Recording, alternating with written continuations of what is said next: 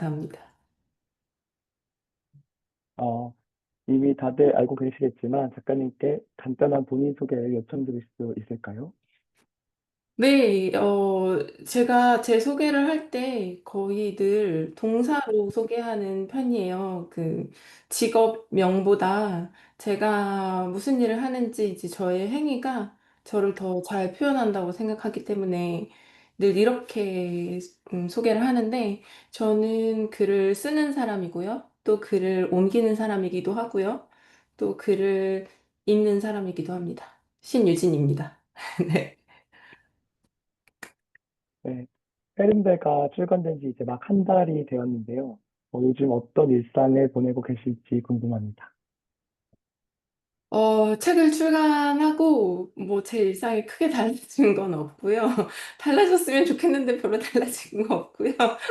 대신에 이제, 제가, 연재를 3개 하고 있어요. 신문 연재를 3개 하고 있어서, 그리고 거기에 독서 모임도 하나 있고, 그리고 강의도 있어서, 일주일이 어떻게 지나가는지 모르겠어요. 정신없이 마감이 돌아오고, 또 해야 할 일들이 또 있고. 근데 정말 많이 쓰고, 또 읽고, 네, 그렇게 보내고 있습니다. 네. 정말 저 인스타를 팔로우하고 있기 때문에 항상 연재와 강의와 또 읽고 쓰시는 이제 이야기를 스토리로 맨날 만나볼 수 있는데 진짜 몸이 10개이신 것 같은 네, 그럼 본격적으로 오늘 페른베 토크를 시작해 보도록 하겠습니다. 먼저 그간 제가 챌린저 분들께 다양한 미션을 드렸었는데요. 그중 인상 깊었던 미션의 답변을 소개해 보고자 합니다. 제일 첫 번째 미션이었습니다. 그냥 텅 빈 곳을 글자로 채우듯이 써봐요. 텅 비어 있으면 쓸쓸하니까. 미나가 말하네요. 우리는 답해 볼까요? 페른베를 읽은 오늘의 일기를 써보아요. 이게 이제 질문이었고요. 약속 장소에 가기 위해서 전철을 타고 가는 시간에 페른베를 펼쳐보셨다는 분도 있었고, 여전히 쓸쓸하지만 그래도 글쓰기와 페른베 필사를 계속 반복하신 분도 계셨고요. 페른베가 무슨 뜻인지 몰랐는데 소설을 읽으면서 재미있게 소설을 읽게 되셨다는 분도 있었고, 또 카페나 도서관 각자의 자리에서 페른베를 읽으면서 전혀 예상치 못한 세계를 마주하고 신기하셨다는 분들도 있었습니다. 한편 요즘 날씨가 날씨인지라 너무 덥고 습하고 지치고 짜증나는 이 초여름 장마의 순간들을 페른베와 함께 호소하신 분들도 계셨던 것 같은데요.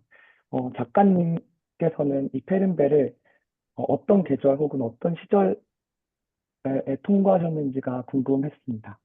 그리고 그렇게 출간된 페른베가 지금 독자들에게 가다아서 만들어지는 일련의 화학 자동들이 또 실감이 되시는지 역시도 여쭤보고 싶습니다. 네, 그 페른베는 저한테 시작과 끝이 되게 모호한 소설이에요. 그 시작은 분명히 이제 출판사에서 제안을 받고, 근데 처음 제안은 전혜린에 대해 글을 쓰는 것이었는데요. 그런데 이제 쓰다 보니 그게 소설이 됐고, 그걸 쓰면서 또 여러 번 고쳤고, 그래서 이제 책이 나왔는데, 근데 다른 연애 책들과는 좀 다르게 저는 그 소설을 그냥 여전히 끝내지 않고 계속 쓰고 있는 기분이 들어요. 제 안에서 계속 쓰고 있는 기분이 들고, 제가 이제, 올해로 8년이 됐더라고요. 그 8년 동안 책 한 권이 끝나면 이제 쉴 틈 없이 바로 다음 작품에 들어가기도 하고, 그런 패턴으로 몇 년을 살아서 그 출간되고 난 후에 남은 감정들이 그렇게 막 오래 가는 편은 아니었거든요. 빨리 정리하고 이제 뭐 다른 작품으로 넘어가고, 왜냐하면 책이 나오는 순간부터 그건 제 것이 아니라고 늘 생각하고 있기 때문에 그건 이제 독자들의 것이지 이제 저의 이야기는 아니라고 생각을 하거든요. 그런데 페르멘은 조금 다른 것 같아요. 그 제 안에서 계속 여전히 희수와 니나의 이야기가 이어지고 있는 것 같다라는 생각이 들어요. 그 왜인지는 저도 아직은 나온 지 얼마 안 돼서 이유를 잘 모르겠지만 여전히 제 안에서 무슨 이야기들을 쓰고 있어요. 그게 뭐 글로 아직 옮겨지지 않았을 뿐이지.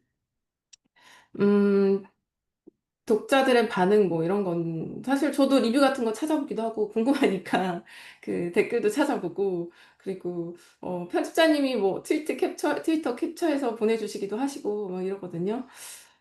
저는 이번에 그 리뷰나 뭐 이런 것들을 보면서 결심한 게 하나 있어요. 내가 좋아하는 책들을 적극적으로 이야기해야겠다. 음, 왜냐면 제가 여러분들이 이렇게 반응해주시고 올려주신 걸 보면서 엄청난 용기를 얻었고, 진짜, 정말 써도 되겠다. 쓰고 싶다라는 마음이 생겼거든요. 그래서 저도, 제가 좋아하는 책들, 읽은 책들에 대해서 좀 이야기해야겠다. 그동안은 좀 그러니까 그걸 말로 표현하는 게 사실 쉽지 않잖아요. 그래서 좀 참았는데, 이제 마음껏 표현해야겠다. 그게 쓰는 사람에게 굉장히 큰 용기를 줄 수 있는 일이구나. 그런 생각을 했어요. 네.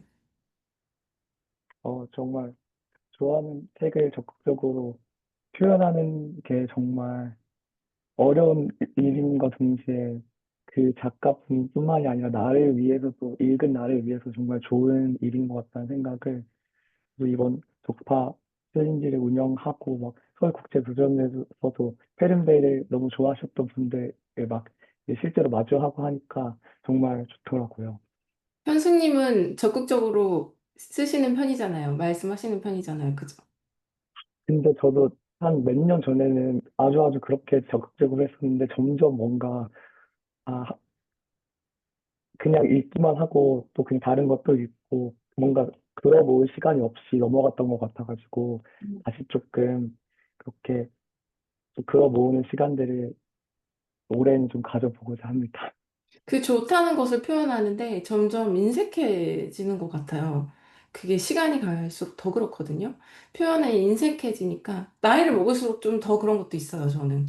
표현에 인색해지니까 좋아하는 것이 더 줄어드는 것 같은, 그런 느낌이 들더라고요. 내가 많이 표현할수록 내가 좋아하는 것들이 더 많아지겠구나.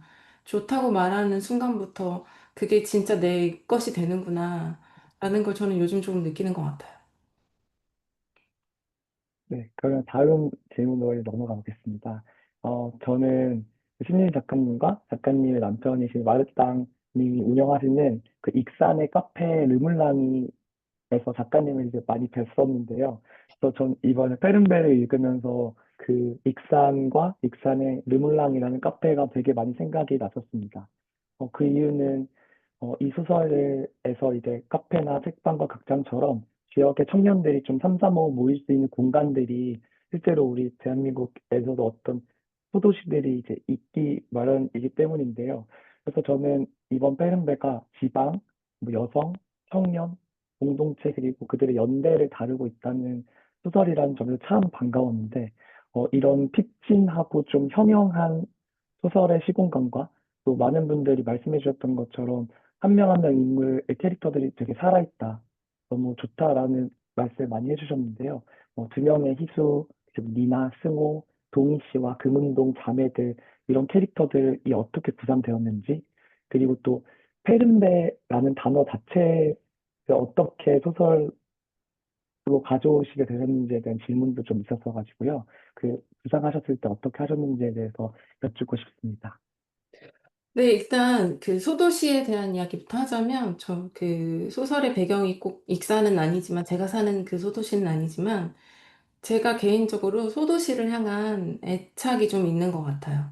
그 작품에서 소도시를 이제 등장시키는 게 저한테는 중요한 일인데요. 그게 그 일종의 말하자면 토포스인 것 같아요. 그 음, 토포스가 뭔지 혹시 아시는지 모르겠는데, 그러니까 어떤 사회나 감정이 반복적으로 귀환되는 장소가 저에게는 라고 생각하거든요. 그래서 계속 소도시로 돌아가요. 무슨 글을 써도. 그리고 그 이유를 글을 쓰면서 찾아가고 있기도 하고요. 처음에는 약간 반항심 같은 같았어요. 모든 이야기들이 서울 중심으로 음, 일어나는 것에 대한. 근데 요즘에는 뭐 지방에 대한 이야기도 많이 나오고, 뭐 그렇게, 뭐 그러고 있으니까, 이제는 그런 반항심과는 좀 상관이 없지만, 그냥 저는 소도시에 살고 있는 사람으로, 이곳에 살고 있는 사람의 이야기를 내가 할 수 있는 한 많이 남기고 싶다. 그런 마음이 저에게는 있고요. 페른베라는 말이 또 먼 곳을 향한 그리움 뭐 이런 것들을 뜻하잖아요. 근데 이제 거기에는 사실은 떠난다는 의미를 내포하고 있어요. 어떤 의미에서 먼 곳을 향해서 떠나고 싶은 마음. 그런데 이제 실제로 희수에게 소설 안에서 희수에게 그 떠나온 곳이 지방 소도시잖아요. 네. 그리고 또 반면에 소도시에서 살고 있는 사람들은 대체로 그곳이 떠나고 싶은 장소이기도 해요.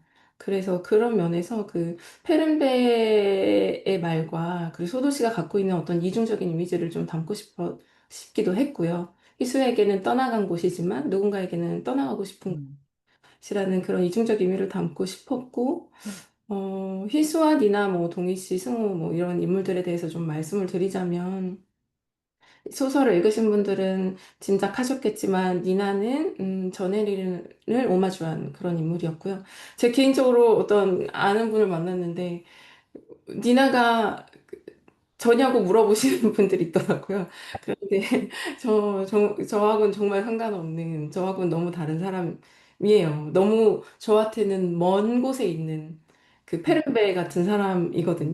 음, 전혜린을 오마주한 인물이지만 그 동시에 전혜린과 다른 선택을 한 인물을 만들고 싶었어요. 제가 를 다시 쓴다면, 음, 제가 너무 전혜린을 좋아하기도 하고, 그렇기 때문에 다시 쓴다면 전혜린을 살리고 싶다. 작품 안에서는 그런 마음이 있었거든요. 그래서 니나라는 캐릭터가 나오게 된 것 같고요. 끝까지 살아남는 사람으로 만들고 싶었어요. 저는 니나가 끝까지 살아남는 사람이 될 거라고 생각을 하거든요. 니나의 먼 훗날은 우리 다 알 수 없지만. 그리고 희수는 그 오래전에 제 모습이랑 많이 닮은 인물이에요. 제가 20대, 30대. 그랬었던 것 같아요. 굉장히 희미한 인물이잖아요. 근데 제가 좀 그런 사람이기도 했었고, 저와 많이 닮았고, 그래서 쓸 수 있었던 이야기이고요. 그리고 동희 씨는 희수가 예전에 저와 닮은 사람이라면, 동희 씨는 지금의 저와 닮은 사람인 것 같아요. 음, 받아쓰기 하듯이 살았던 사람이고요. 저는. 또 어떤 시절을 겪으면서 받아쓰기 하면서 살았던 시간이 있었고, 음, 그래서 그걸 다시 고쳐보고 싶은 마음이 있는 사람이기도 하거든요. 그리고 글쓰기를 통해서 어쨌든 그걸 실천하면서 살아가고 있잖아요. 저는 그 동희 씨가 어항을 들고 간 것처럼 그런 마음으로 노트북을 들고 다니거든요. 글을 쓸 수 없는 상황인 음, 것에서도 노트북을 챙겨 다니고는 해요. 그 동희 씨가 무언가를 기르는 것을 다시 해보면서 놓친 것들, 실수한 것들을 다시 살아보고 싶은 마음이 있듯이 저한테도 그래요. 그 글을 쓰면서 다시 고쳐보고 싶은 마음이 좀 있고요. 승호 씨는 실제로 그런 인물을 알고 있어요. 저희 동네에 제가 중학교 때부터 다녔던 카페가 있는데요. 그게 여전히 존재해요. 모든 시간이 다 멈춘 것처럼 심지어 제가 중학교 때 해놓은 낙서도 그대로 있는 카페예요. 그래서 그분에게 좀 착안을 했었던 것 같아요. 모든 인물들은 제 안에 있기도 하고요. 제 주변에 있기도 하고요. 그것들이 좀 섞여 있기도 하고, 그렇게 만들어진 것 같습니다. 그 질문 중에서, 그 Q&A 제 질문 중에서 작가님의 경험이 얼마만큼 반영되어 있으신가요? 이런 질문들이 항상 소설을 읽은 후에는 뭔가 질문으로 나오기 마련인데, 역시나 그 인물들이 작가님이면서도 작가님이 아닌 그런 존재들이 섞여서 만들어진 어, 것이군요. 저는 그런 것 같아요. 그 이야기의 시작은 늘 제 안에서 시작이 되지만, 그 이야기가 나아가면서 저를 떠나는 순간이 있는 것 같아요. 제가 가진 경험과 제가 가진 시선으로만은 다 쓸 수 없는 그런 것들을 만나는 순간들이 있거든요. 글을 쓰다 보면. 그리고 그런 순간들이 글을 쓰면서 가장 크게 느끼는 기쁨 같은 거죠. 내가 나를 조금 벗어나는 순간. 음, 우리가 살면서 자기 자신을 벗어나기가 쉽지 않잖아요. 근데 글쓰기가 좀 그런 것들을 허락하는 것 음. 같아요. 그, 그 중간에 도저히 만날 수 없을 것 같은 두세 개가 만난다면 더 재밌을 것 같다는 이제 그 니나의 말이 저는 되게 좋았었는데, 그게 네. 단지 어떤 다른 사람들이 만나는 것도 있겠지만 내가 어떤 다른 생각해보지 못한 나와 만나는 것도 그런 방식이 될 수 있을 것 같다는 생각이 맞아요, 드네요. 맞아요. 네, 정말 그래요. 네. 네, 그럼 이 다음 질문입니다. 다음 질문은 제 미션 중에 다시 가져와 봤는데요. 그게 뭐든 다시 해보면 잘할 수 있을까? 다시 더 잘해보고픈 일이나 순간이 있으신가요? 그게 무엇인지 혹은 그때가 언제인지 얘기해 주세요. 라는 이제 질문에 미션에 이렇게 답변을 해 주셨습니다. 연애나 육아 등 사람들과의 관계를 재구해보고 싶었다는 답변이 되게 많았었고요. 또 어떤 분은 워킹홀리데이에서 너무 일만 한 것 같아서 다시 가면 더 열심히 놀러 다니시겠다라는 분도 계셨고, 못다한 학업, 유학 등 공부를 마무리하고 싶다는 분도 계셨습니다. 그리고 또 더 다시 산다면 나에게 더 집중을 해서 나의 기록을 남기고 글쓰기를 그때부터 시작을 했으면 좋았을 것 같다라는 분들도 많았습니다. 작가님께 여쭙고 싶은 것은 음, 근데 이게 아까 이제 이어지는 내용이긴 한데, 더 잘해보고 싶은 일이나 순간이 무엇이고 언제인지가 여쭤보고 싶고요. 또 특히 이제 이 소설에서는 읽기와 쓰기라는 방식으로 즉 희수가 통과했던 이어쓰기와 또 다시 쓰기의 과정을 통해서 다시 살기, 다시 하기를 희수가 수행해 나가고 있는데 이런 글쓰기의 방식이 실제의 현실을 어떻게 더 바꿔 나갈 수 있는지 그거 어떤 그런 효용에 대해서 얼마만큼의 믿음을 가지고 계신지에 대해서도 여쭙고 싶습니다. 네, 일단 저도 여러분들이랑 마찬가지로 다시 더 잘해보고 싶은 일이 너무너무너무 많죠.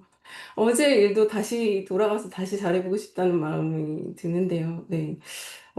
가장 잘 돌아갈 수만 있다면 잘 해보고 싶은 것은 그 우리가 깨어 있다고 생각하지만 사실은 살면서 굉장히 무의식적으로 그냥 의식하지 않고 살거나 아니면 되게 관성적으로 사는 일이 너무 많은 것 같아요.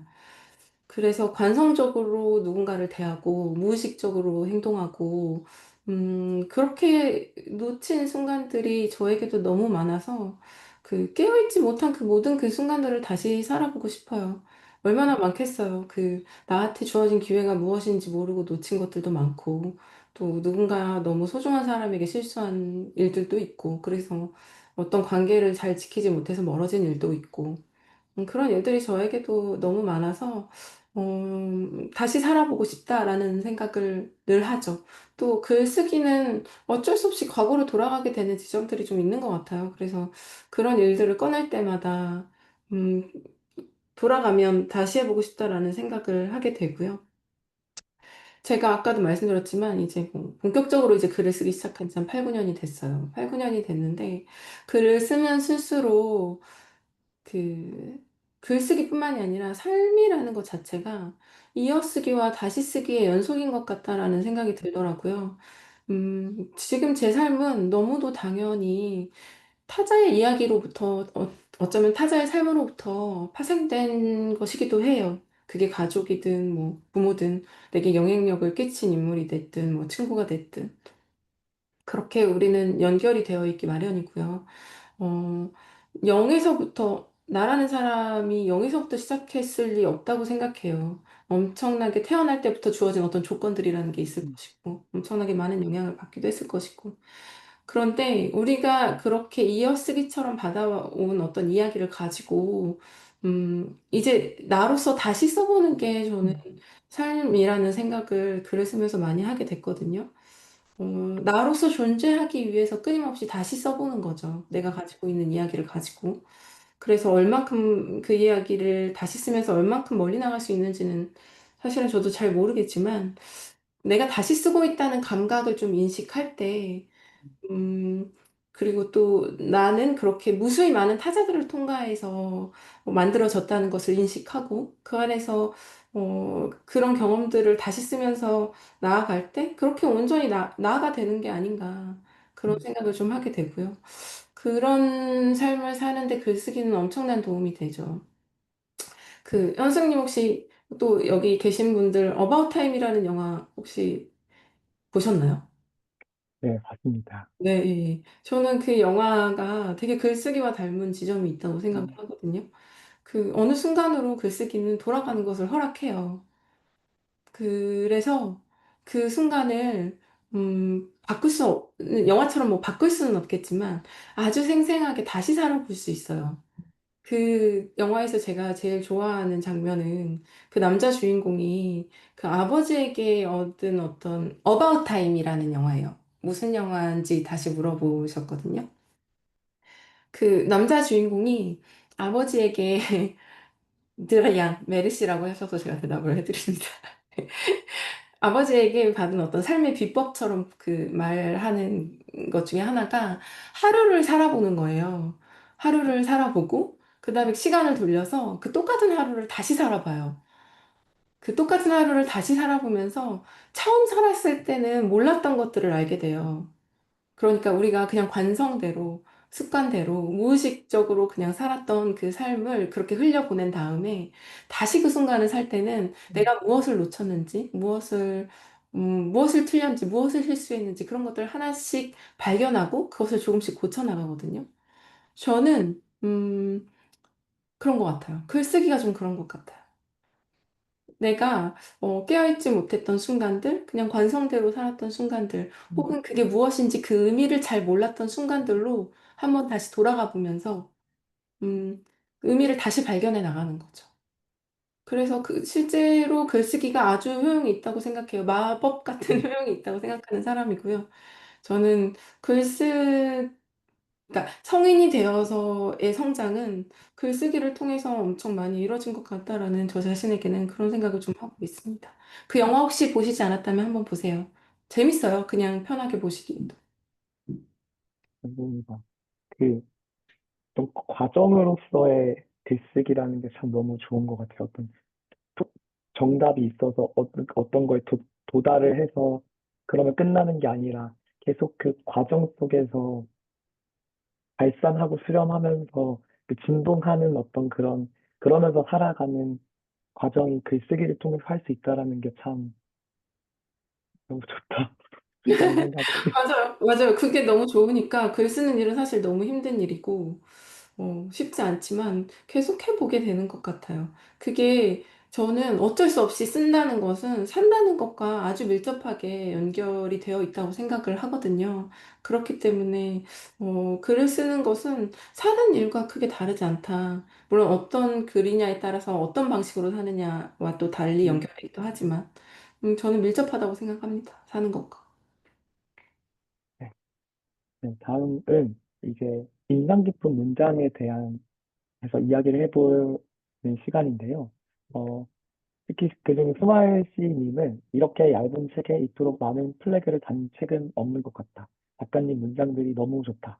라고 말씀을 해주시기도 했습니다. 저 역시도 잘 많은 문장에 밑줄을 그었었는데 제가 가장 인상 깊었던 문장은 141쪽인데요. 이제 소설이 거의 마무리가 되면서 어, 늦여름과 초가을의 사이에서 계절의 차가운 기운이 실처럼 갈라진 틈 사이를 파고들 것이고 틈이 생기는 순간 변화는 시작된다. 같은 도시, 같은 거리지만 여름과 가을은 다르다. 완전히 다른 장소, 다른 시간이 되어버린다.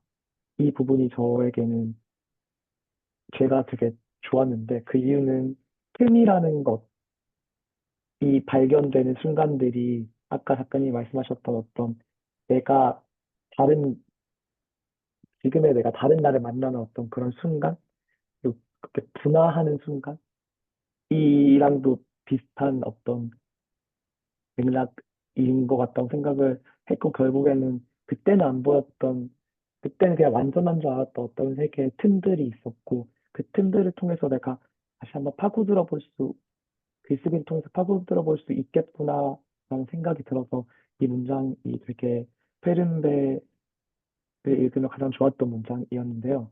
그리고 작가님은 어떤 문장이 물론 다 본인이 직접 쓰셨지만 그 중에서도 가장 좋아하는 문장이 있으신지가 궁금하고요. 또 낭독을 조심스럽게 요청을 드려도 될지. 음. 네.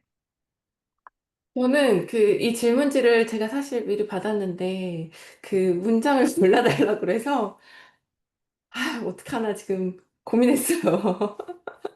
제가 쓴 글을 문장을 고르는 게 참 쉽진 않은데 지금 저한테 해주고 싶은 이야기여서 낭독을 좀 해드릴게요. 152페이지예요.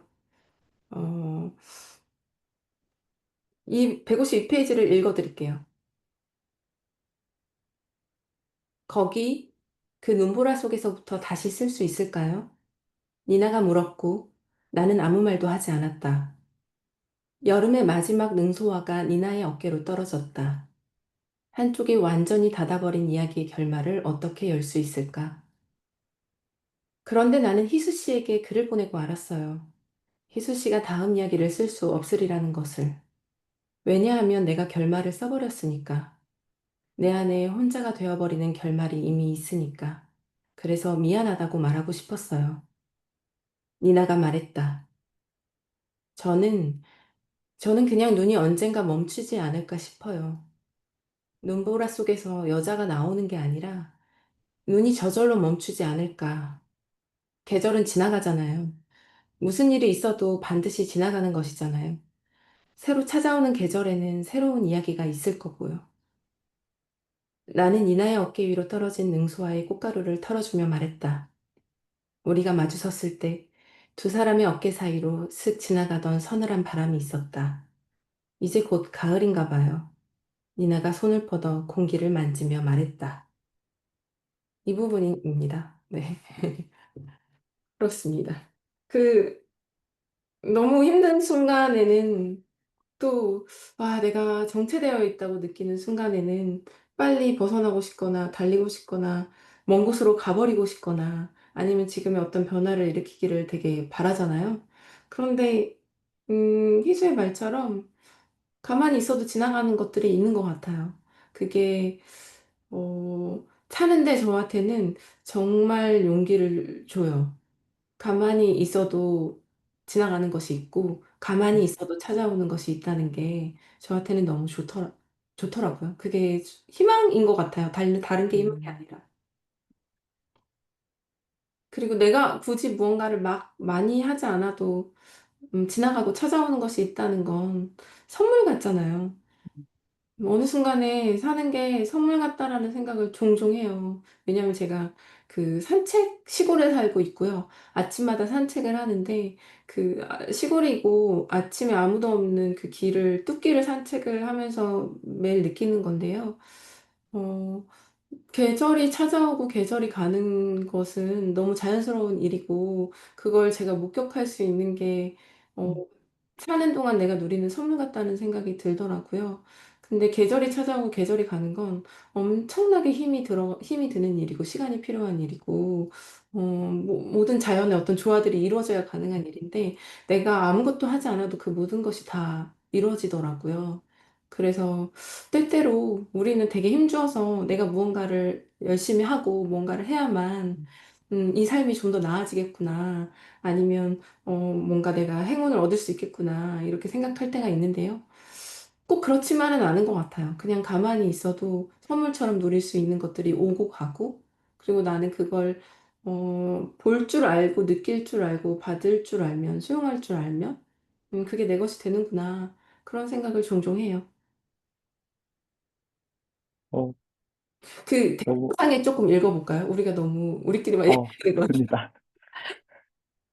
그 남편 따라 익산역 군산에 몇 년 동안 살던 적이 있으시대요. 음, 저도 그 당시 계절을 마음껏 누리고 선물 같다고 생각했던 기억이 있어요. 제가 마치 무슨 익산 홍보대사가 된 것 같은데요. 여러분, 아름다운 도시예요. 놀러 오세요. 네. 익산역에 내리셔서 르블랑을 꼭 들러주시고요. 정말 좋은 맛집입니다. 그, 이번에 시간의 흐름에서 이제 출간되기 전에 영상 트레일러가 올라왔었는데, 작가님 낭독과 함께 이제 이재님이 만들어준 영상이 있어서 되게 좋았었는데요. 그 이유가 이 소설이 이제 전화를 거는 사람들, 그리고 전화를 받는 사람들, 그러니까 그 목소리를 주고받는 사람들의 이야기로 시작을 하기 때문에 더더욱 그런 작가님의 음성이 나오는 영상 음, 트레일러가 되게 너무 잘 어울렸다고 생각을 하고, 음, 오늘도 이렇게 낭독을 들으니까 좋은 것 같습니다. 그래서 저 이 페이지를 되게 좋아하는데, 그 우리가 마주 섰을 때 두 사람의 어깨 사이로 슥 지나가던 서늘한 바람이 있었다. 이 문장을 읽고선 저는 엄청 무릎을 탁탁 많이 쳤는데요. 그 이유가 이제 우리라는 말에는 각자의 나가 없다라고 이제 앞에서 미나가 말을 하는 부분이 있었는데 이 문장에서는 이제 우리였어. 반점을 사이로 처음에는 우리였다가 유려하게 두 사람의 어깨 사이라는 표현이 나오면서 근데 사실 이게 1인칭 시점이기 때문에 나랑 니나의 어깨 사이라고 쓸 수도 있을 텐데 어떤 또 거기서 다시 다른 어떤 시점으로 두 사람의 어깨 사이라고 하는 부분이 정말 영화 카메라가 전환하는 것처럼 그 바람이 지나가는 순간이 뭔가 유려하게 우리에서 두 사람으로 전환되는 것 같아서 그 부분이 너무 너무 좋더라고요. 이렇게 다시 떡밥일스를 하시는구나 싶기도 했고. 네, 그 장면을 오래 상상했어요. 이 장면에서 제가 희수가 되기도 했다가, 니나가 되기도 했다가, 그 두 사람을 멀리서 지켜보는 사람이 되기도 했다가, 그렇게 쓴 장면이거든요. 근데 이 장면을 상상하면서 되게 행복했던 것 같아요. 이게 어떤 창작, 그러니까 가공의 인물, 가상의 인물을 만들어서, 어쨌든 소설이니까 존재하지 않는 인물들이긴 하잖아요. 근데 정말 존재할 것 같다라고 느끼는 순간들이 이런 순간들인 것 같아요. 내가 누군가의 이야기를 내가 지어내서 막 쓰는 게 아니라 그냥 내가 몰래 엿보고 있구나, 지켜보고 있구나. 그리고 나는 그냥 옮겨 쓰고 있기를 하는 거구나. 라고 느끼는 순간들이 종종 있는데 그럴 때 글 쓰는 게 너무 재미있고, 기뻐요. 그렇습니다. 또 네, 글쓰기 전도사 같지 않아요? 약간. 근데 네. 쓰면 좋더라고요. 네. 이거 페른베가 진짜 쓰기를 추동하는 읽기의 경험을 하게 해주는 책인 것 같아서 음. 이번에 더 좋았던 것 같아요. 근데 저는 누구나 다 자기 이야기가 있다고 생각하는 사람이고, 그리고 자기 이야기를 쓰면서 자기 이야기를 쓰는 사람은 결국은 타자에게로 나아갈 수밖에 없는 것 같아요. 나의 이야기는 내 안에 있는데, 방문을 열듯이 여는 순간이 분명히 있거든요. 그 여는 순간에 만날 수 있는 타자들이 있고요. 근데 일단 시작은 그 안에서 시작해야 하기 때문에 저는 쓰기를 많이 권하고 싶고, 그리고 이게 꼭 뭐 내가 작가가 되어야지 뭐 이런 것이 아니라 그냥 음, 내 삶에, 그러니까 우리가 살아가는 데 있어서 방 안에 갇힌 것처럼 살 때 되게 많잖아요. 내가 정말 완전히 세계를 향해서 나 자신을 열고 있나? 라고 질문을 음, 던졌을 때 그러지 못하는 순간들이 너무 많은데, 어, 세계를 향해서 방문을 열듯이, 대문을 열듯이 열기 위해서는 내 음, 안에 있는 것들을 정리하고 꺼내는 시간이 분명히 필요할 것 같아요. 왜냐면 내 안이 너무 지저분하고 엉망이고, 이게 여기에 뭐가 있는지 모르겠는데 우리 방문이 열고 싶지 않잖아요. 그런 의미에서 글쓰기가 세계를 향해서 문을 여는데 좀 도움이 되지 않을까? 음, 그런 생각이 들어요. 네. 네. 좋습니다.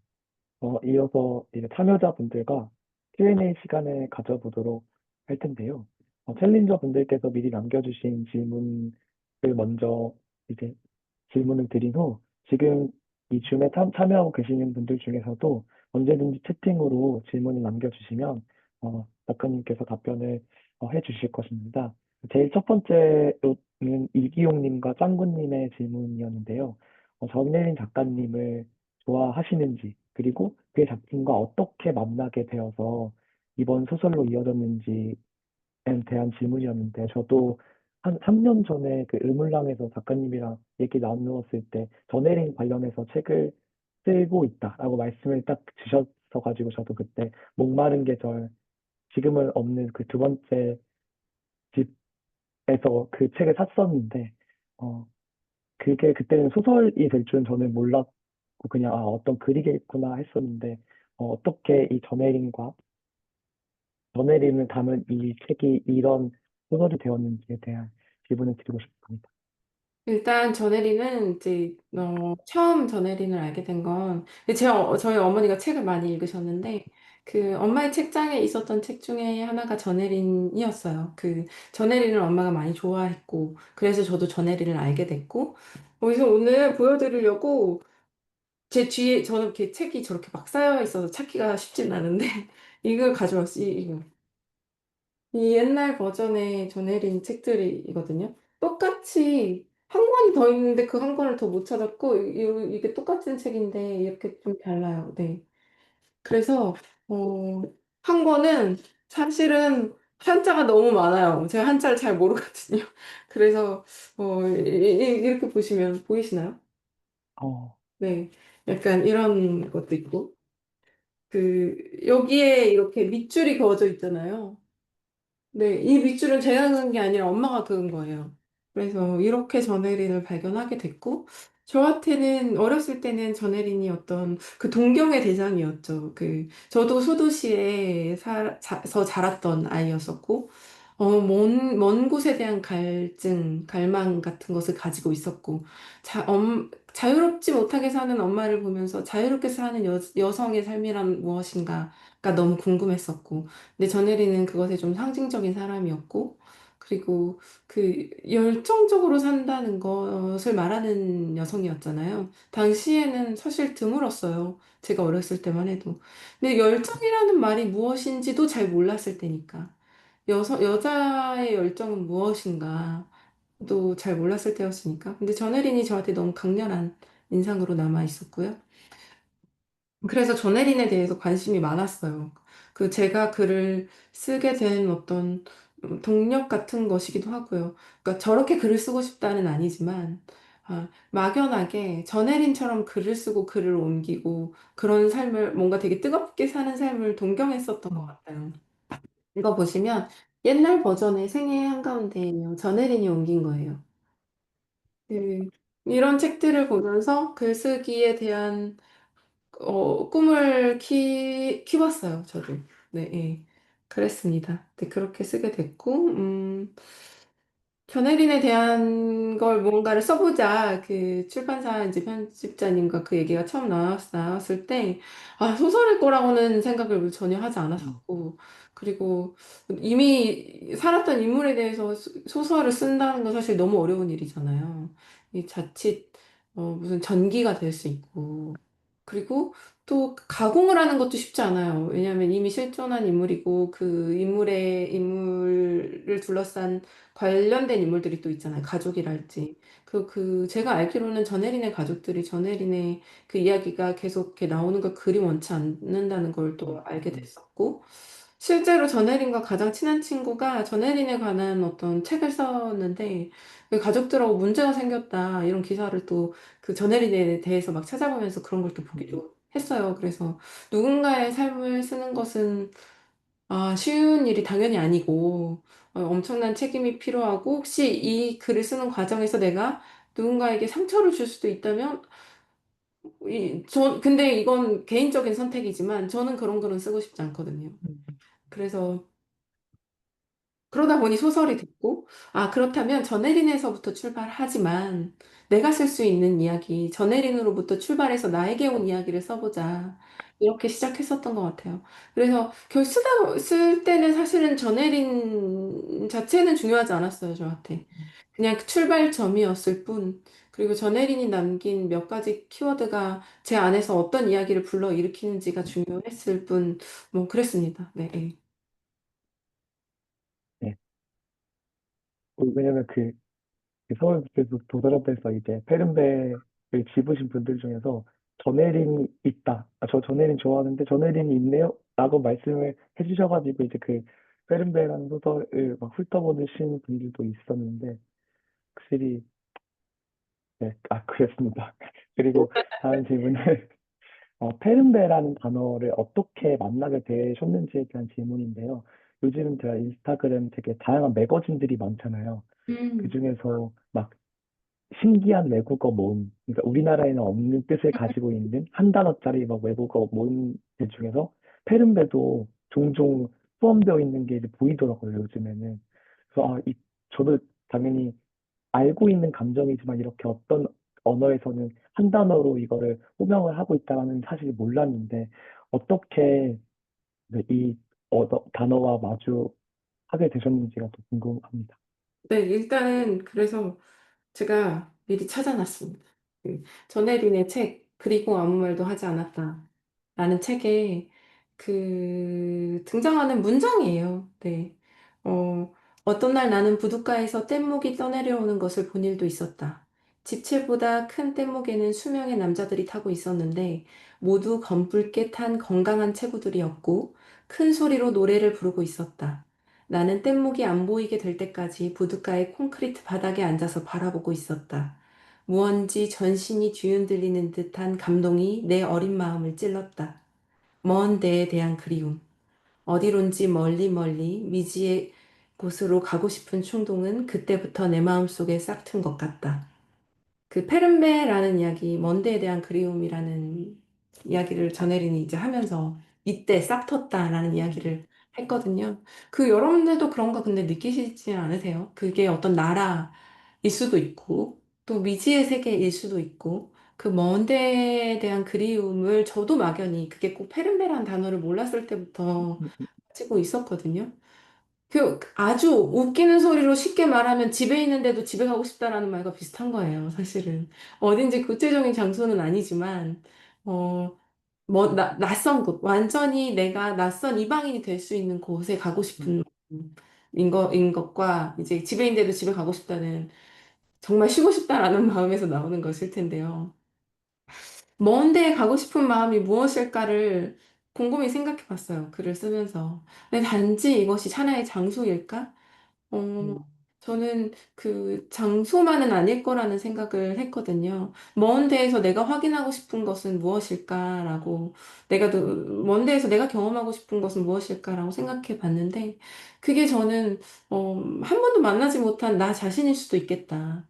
지금 내가 살고 있는 이곳에서는, 이 환경에 둘러싸여서는 어쩔 수 없이 마주하게 되는 나의 한계, 나라는 사람, 이것이 너무너무 지긋해지고 이것을 견딜 수 음, 없을 때 아주 먼 곳, 어딘지 모르겠지만 그곳에서 나는 다른 모습으로 살 수 있지 않을까라는 그런 동경을 막연히 품지 않을까라는 생각을 했고, 이것이 모티브가 되어서 쓴 소설이 이제 페른베이기도 해요. 저한테는 페른베를 쓸 때 두 가지의 모티브가 있었어요. 먼 곳을 향한 그리움. 음, 이것이 나 자신이기도 하고요. 막연한 동경의 대상이기도 하고요. 그러니까 전혜린이나 니나라는 인물로 대표되는. 그리고 한 번도 살아보지 못한 나의 삶이기도 하고요. 그리고 좀 지긋지긋하다 싶은 나의 한계를 매번 마주하는 이곳과는 완전히 다른 장소이기도 하고요. 그러니까 미넨일 수도 있고요. 음, 이것이 하나의 축이었고 또 다른 하나의 축은 전혜린이 번역한 시 극단에까지 가고 싶다. 음, 파스텔니아크의 시 이 두 가지였어요. 극단에까지 가고 싶다라는 말이 저한테는 너무 맴도는 말이었었거든요. 나의 극단은 어디일까? 근데 이 극단이라는 것이 어떤 끝까지 내가 가볼 수 있는 곳까지 다 가보는 일이기도 하잖아요. 근데 저도 희수와 비슷한 사람이어서 내 삶에 한 번도 내가 그런 경험을 했었나? 라고 음, 생각하면 저는 자신이 없더라고요. 저는 중간에 늘 돌아오는 사람이었던 것 같아요. 여러분들은 어떠실지 모르겠지만. 그래서 극단에 대한 갈증이 조금 있었어요. 왜 나는 가다가 지쳐서 돌아오는 사람일까? 희수도 그런 이야기를 하잖아요. 근데 저도 좀 그런 것들을 많이 느꼈거든요. 그래서, 네, 그런 생각을 하면서 글을 썼습니다.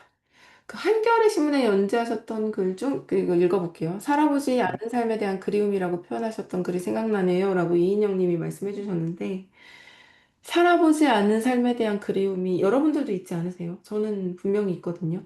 그건 그냥 막연히 저렇게 살아보고 싶다라고 하는 꿈꾸는 감정, 그냥 동경이랑 조금 다른 것 같아요. 마치 내가 살아본 듯한. 예를 들어서, 최근에 제가 여름에 대한 산문 한 편을 썼어요. 어떤 원고 청탁을 받아서. 그래서 여름에 대한 글을 쓰다가 콜미 바이 유어 네임 영화 이야기가 나왔거든요. 그 영화에서 등장하는 그 모든 여름들 있잖아요. 마치 제3의 인물처럼 여름이 등장하잖아요. 그 주인공이 살았던 그 여름을 저는 한 번도 살아본 적이 없지만 마치 살아본 것처럼 그 여름이 너무 그리워요. 그건 뭐 논리적으로 설명이 되지 않는 감정이잖아요. 그렇지만 제 안에는 살아보지 않은 그 여름에 대한 강렬한 그리움이 있어요. 그렇습니다. 제가 또 엄청 혼자 많이 떠들었지. 아니, 말씀드렸는데. 저도 애프터 선이라는 영화, 거기서도 이제 아빠와 보냈던 11살의 어떤 휴가에서의 내용을 30살에 다시 회상하는 내용인데, 거기서도 여름이 등장하기도 하고, 꼴비바이 연예인처럼 안 살아본 여름, 외국의 여름인데, 뭔가 지금 제가 살고 있는 것 같은 느낌이 들기도 그런데 하는 그런 것같아요. 여름들을 살아보지 않았지만 그런 여름들을 보면서 저는 어떤 제 안에 그 렌즈 같은 거 하나를 얻게 된 것 같아요. 그 여름과 저의 여름은 다르지만, 어, 그 영화에서 본 그 여름의 시선을 제가 가질 수 있음으로 해서 제 여름을 다르게 볼 수 있는, 그렇기 때문에 우리에게 그런 아름다운 작품들이 필요한 거고 그런 것에 대한 갈증을 느끼는 것 같아요. 내가 살고 있는 이 삶을 사실은 다 영화라는 것이 어떤 그 빛과 각도의 예술이기도 하잖아요. 어떤 식으로 비추느냐에 따라서 어떤 식으로 비추느냐에 따라서 좀 달리 보이기도 하는데, 네, 그 채팅창에 작가님의 이한이가 되고 싶어요라고 말씀해주신 이런 쓸데없는 이야기를 하시는 분은 저희 편집자님이시고요. 네, 죄송해요. 너무 웃겨가지고. 네. 그런데, 살아보지 않았지만 그런 것들을 보면서 우리가 살고 있는 지금의 여름을 그런 각도와 그런 조명의 맛을 더해서 볼 수 있게 되는 것 같다라는, 그래서 예술이 되게 중요하지 않나라는 생각을 해봤어요. 또 다음 질문은, 어, 그 시기에 관한 이야기인데, 이제 제가 되게 재밌었던 거는 그 공지사항에서 썼던 것인데, 이렇게 챕터의 제목이 이전 챕터에서 좀 등장을 한다거나 또 느슨하게 연결되어 있고, 또 이어쓰기와 다시 쓰기라는 어떤 쓰기 앞에 어떤 형용사나 어떤 수식어들이 붙은 그런 쓰기의 방식들이 제시가 되잖아요. 그러면 이 이어쓰기, 다시 쓰기 이후에 어떤 쓰기는 어떤 쓰기가 가능할지에 대해서 여쭤보신 분이 또 있었습니다. 그래서 어떤 생각을 가지고 계신지. 이어쓰기와 질문 다시 한 번만 알려주시겠어요? 계속 쓰기, 다시 쓰기, 이어쓰기, 네. 그 이후는 또 어떤 쓰기가 올 수 아, 있을지에 대한 계속 쓰기, 질문이었습니다. 다시 쓰기, 이어쓰기. 그 다음에는 반드시 새로 쓰기가 등장하지 않겠어요? 새로 쓰기. 네, 예, 예. 예. 새로 쓰기. 뭐 정확하게 쓰기라고도 말씀을 하셨는데, 그 모든 것들을 다 통과한 다음에는 새로 써보고 싶죠. 완전히 내 것인 이야기를. 그런데 그 새로 쓰기를 하기 위해서는 그 모든 다 통과해야만 가능한 것 같아요. 그 연극을 했거든요, 제가. 그런데 연극에서 무수히 많은 연습을 해요. 그 연극 무대에 오르기 전에. 무수히 많은 연습을 하고 막상 무대에 딱 올라서면 그동안 연습했던 것을 다 잊어요. 그리고 나는 영이 되어서 그 무대에 다시 올라가거든요. 그래서 그 무수히 많은 연습은 내가 가지고 있는 어떤 관성이나 내가 가지고 있는 경험이나 내가 가지고 있던 모든 것들을 다 버리기 위해서 하는 연습이 아닐까라는 생각을 했어요. 그래서 그 모든 연습이 다 끝난 후에 무대 위에 진짜로 섰을 때는 그 내가 연습했었던 걸 기억하면서 공연을 하면 그건 사실 가짜인 티가 너무 많이 나거든요. 그래서 연습했던 것을 다 버리고 나는 정말 영으로 그 인물이 돼서 무대에 다시 가는 거죠. 그래, 글쓰기도 그런 과정이지 않을까? 지금 저도 그 과정에 있지 않을까라고 생각해요. 글쓰기는 정말 어려운 일이네요. 사는 건 안 어렵나요? 아, 다음요. 아, 다 어려워요. 다 아, 어렵죠. 네. 그 다음 또 그 희수의 직업에 대한 질문도 있었습니다. 그 다른 사람들의 소리를 들어야만 하는 직업인데 정작 자신의 소리는 들으려고 하지 않은 마음 상담사라는 이제 상담원을 직업을 가진 희수의 모습이 되게 흥미로우셨다고 왜 이렇게 설정을 하셨는지를 여쭤보는 질문이 있었습니다. 일단 그게 컸어요. 자기 안의 소리를 제대로 듣지 못하는 사람이라는 데에서 출발을 했으니까. 그리고 다른 사람의 소리를 민감하게 듣는 사람들이 좀 있는 것 같아요. 저도 그런 편이고요. 그래서 희수는 그런 인물이지 않을까. 다른 사람의 소리를 아주 민감하고 예민하게 듣는 사람은 자기 안에 그 다른 사람의 소리로 가득 차 있잖아요. 그래서 그것을 헤집고 자기 목소리를 찾아내는 일이 필요한데, 이 소설 안에서 희수는 글쓰기와 뭐 니나를 만나면서 그것을 해내지 않을까? 그런 마음에서 그렇게 시작을 했고요. 그리고 제가 글을 쓰다 보니까 또 카페를 운영하고 있다 보니까 사람들을 실제로 만날 수 있고요. 그래서 그 찾아오시는 분들 중에서 그렇게 상담을 하시는 분들이 정말 많아요. 정말 누구한테 하기 힘든 이야기를 와서 털어놓으시는 분들도 있어요. 음, 근데 그게 아마 우리가 모르는 사이이기 때문에 가능하지 않을까라는 생각이 들더라고요. 음, 그래서 그런 이야기들을 너무 많이 듣는 날은 제가 너무 힘들었어요. 그 왜 음, 힘들까라고 생각해 보니까 그 타인의 이야기들이 제 안에 되게 가득 차 있더라고요. 여기서부터 그럼 그 타인의 이야기들을 그냥 깨끗이 밀어내고 내 거를 찾는 것이 아니라 음, 이 안에서 이걸 가지고 내 안에 무언가를 찾아내는데 이걸 동력으로 쓸 수도 있겠다라는 생각이 좀 들었었고요. 음, 또 친한 친구가 그런 얘기를 했어요. 그러니까 전화 상담을 하는 일은 아니었는데, 그러니까 전화를 받는 업무였어요. 상담까지는 아니었어도. 누군가 전화를 해서 책을 읽어달라고 그랬대요. 전화 업무를 받는 중에 그 책을 읽어달라고 했었던 그 에피소드를 저한테 이야기를 해줬는데, 그게 되게 인상적이었어요. 아, 누구한테 왜 책을 읽어달라고, 변태 아니야? 처음에는 이렇게 생각했다가, 그 누군가의 목소리가 굉장히 필요한 순간들이 있을 수 음. 있겠구나, 삶에서는. 그래서 아마 그렇게 출발하지 않았나 생각해요. 그렇습니다. 어, 마지막 질문, 거의 마지막 질문인데요. 페른베와 함께 읽거나 보면 좋을 법한 영화나 책, 드라마를 추천해 주실 수 있으실까요? 소설 속 희수가 조네린, 루이제 린저, 파스테르나크 등의 다른 타인의 작품을 읽으며 그리고 또 니나의 릴레이 소설을 읽으며 자신이 이어붙이기도 했고 자신의 그 릴레이 소설을 처음 시작하기도 했던 것처럼 요즘은 어떤 작품을 통과하면서 읽고 쓰는 삶을 수행하시고 계시는지 궁금합니다. 일단 책을 추천할 일이 저는 너무 많아서 이리저리 책을 많이 추천하고 다니니까 좀 민망하긴 하더라고요. 그래서, 어, 제가 지금 읽고 있는 책들은 사실 제가 써야 하는 글들, 뭐 연재해야 되는 것들, 혹은 강의해야 되는 것들, 그런 것과 너무 밀접하게 연결이 되어 있어서 제가 읽고 있는 책들을 추천하고 싶지는 않고요. 그게 여러분들에게 어떤 이야기가 될 수 있을지 잘 몰라서. 근데, 추천하고 싶은 책은 엊그제 막 읽은 책으로 하나 해보려고 해요. 엊그제 막 읽은 책인데, 소설보다 여름에서 방랑파도라는 단편이 있거든요. 그 책을 읽었는데, 그 글을 읽었는데, 이서하 작가님이 쓰신 글이에요. 그 글이 저는 너무 좋았어요. 최근에 읽은 소설 중에서 제일 좋았던 것 같아요. 모든 문장이 마치 파도가 움직이는 것 같았어요, 저한테. 그만큼 생동감이 느껴졌었고요.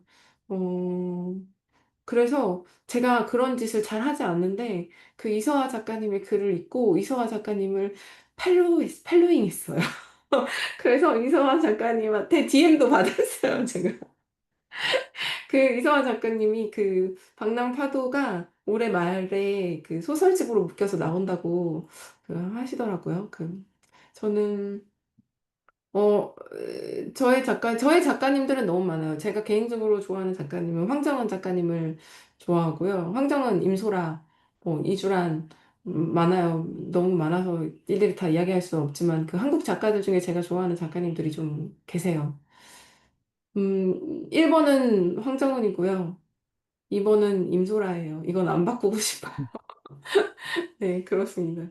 그렇고, 그 책이 되게 젊은 작가이신 것 같은데, 왜냐면 책을 딱 한 권, 저 그래서 막 찾아봤거든요. 책이 딱 한 권밖에 없더라고요, 아직. 맞아요. 네, 그죠. 그래서 그분이 지은 이야기들이 어떤 좀 제가 기존에 읽었었던 소설들, 글들과는 좀 다른 생동감이 좀 느껴져서 그분의 책을 한번 지금 요즘에 막 나왔으니까 읽어보시라고 추천해드리고 싶고요. 요즘에 저는 그 경계인의 언어에 대해서 글을 쓰고 있어요. 제가 쓰고 있는 글이 경계인의 언어에 대해서인데, 그래서 경계인의 언어가 가진 신체성이나 장소성에 대해서 글을 쓰다 보니 다와다 욕구도 음, 읽고 뭐 여러 가지 이런 책들을 읽고 있습니다. 네, 그렇습니다. 다와다 욕구도 여러분들 좋아하시고 잘 아실 테니까 네, 추천드립니다. 오늘 스토리에 이주란 작가님 해피엔드가 너무 좋음에 대해서 쓰신 스토리를 봤어요.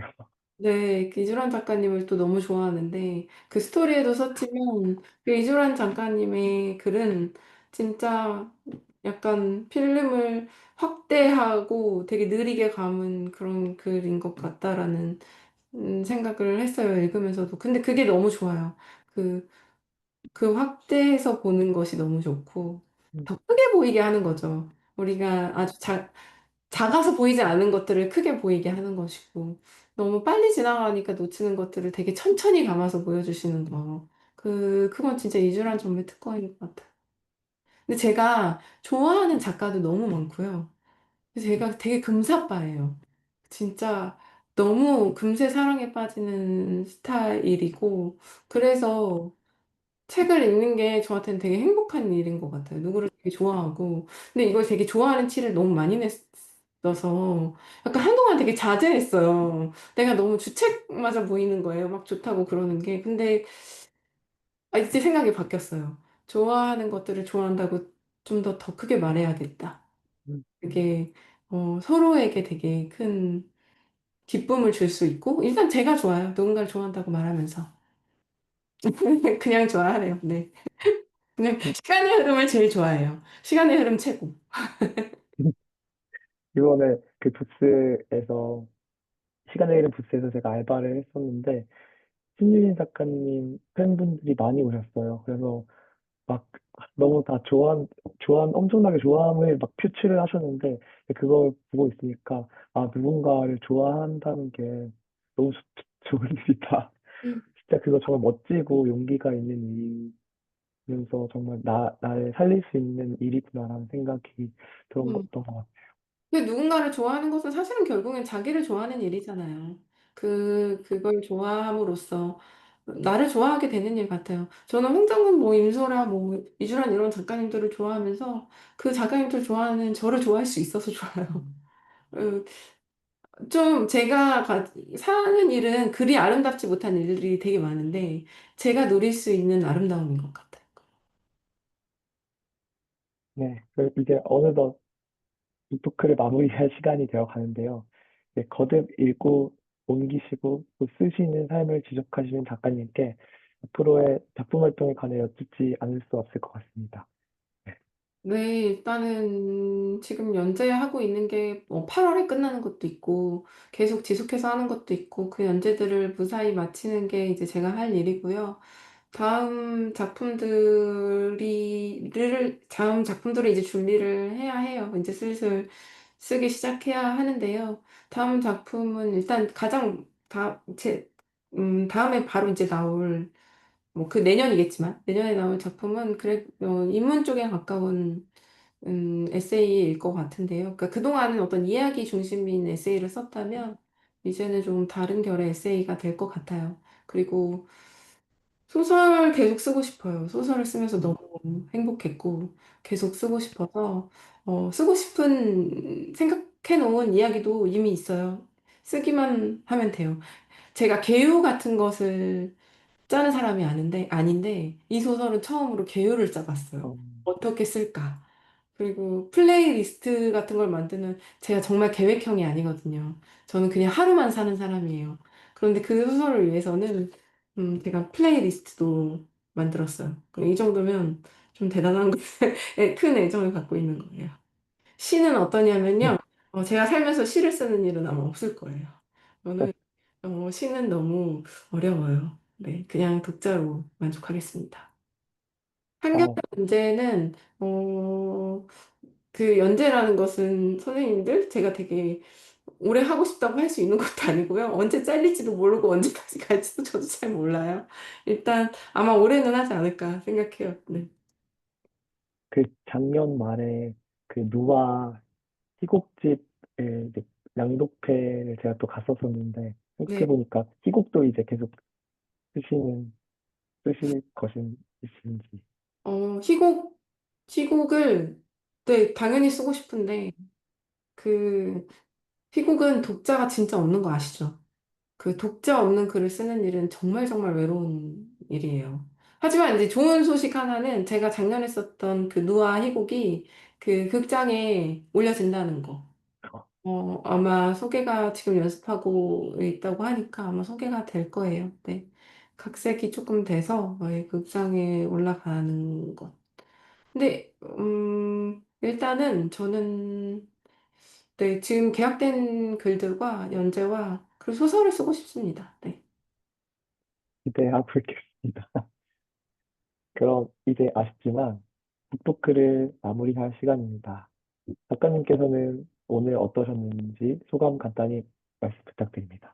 네, 이렇게 화면으로라도 만날 수 있어서 너무 반가웠고요. 저 그리고 지금 이제 화면 켜주신 분들 중에서 아는 얼굴도 보여서 되게 반갑고요. 네, 사실 줌은 저는 너무 어렵더라고요. 약간 벽 보고 이야기하는 기분이 들어서. 근데 현승님이 같이 해주니까 한결 정말, 이거 줌으로도 대화가 가능하구나, 오늘. 처음 알았고, 그, 선생님이 너무 진행을 잘해 주셔가지고, 저는 너무 편했고 즐거웠어요. 이렇게 만날 수 있어서 너무 다행이다 싶고, 그리고 책을 이야기할 수 있는 자리가 몇 번이나 있을지 모르겠지만, 오늘 이렇게 함께 해주셔서 감사하고요. 페른베를 이야기할 수 있어서 저도 너무 좋았습니다. 감사합니다. 네, 독파 팀에도 너무 감사드리고요. 네, 감사합니다. 그럼 이상으로 북토크를 마치도록 하겠습니다. 진심을 다해 함께 읽어주신 챌린저 여러분들, 또 특별 게스트로 함께 해주신 작가님, 그리고 이 피곤한 화요일 저녁에 시간을 내어 참여해주신 모든 분들께 감사드립니다. 지금도 독파에서는 다양한 챌린지의 참여자들을 모집 중이니까요. 많은 관심 부탁드립니다. 그럼 좋은 밤 되세요. 감사합니다. 페른베 잘 부탁드립니다, 여러분. 팬 화이팅! 감사해요. 네, 좋은 밤 보내세요.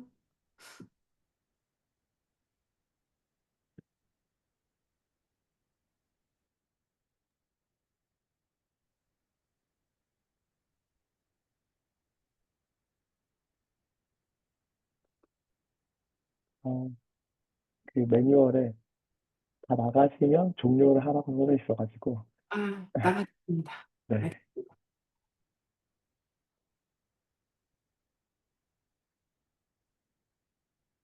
채팅방 나가기. 안녕히 가세요, 작가님. 채팅방 나가기를 못 찾고 있어. 종료? 뭔가 누르면